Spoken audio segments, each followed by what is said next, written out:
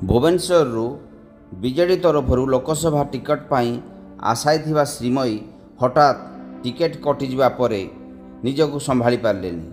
तेणु श्रीमयी बंद कोठरी मोबाइल स्विच ऑफ करी निजक निखोज कराइले। कारण थिला भुवनेश्वर दल तांको टिकेट न देई मनमथ राउतराय को टिकेट देबा घटना।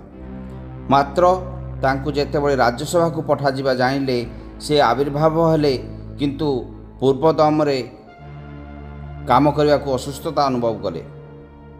ठीक यही समय कटा घारे चून देवा परी टिके चिमुटिवा भली कथाटीए कहले मनमथ राउतराय।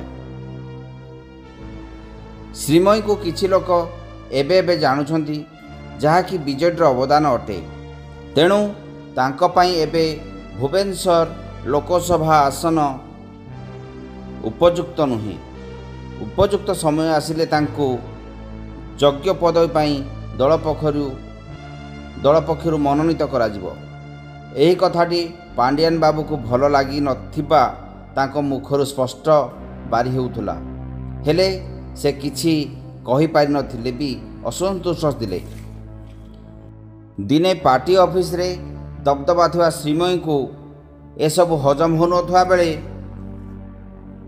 एपटे श्रीमयी ओ तांको फैन माने रागरे तमतम होउछंती, किंतु जाकी माड़ी रहिबा को बाध्य होउछंती।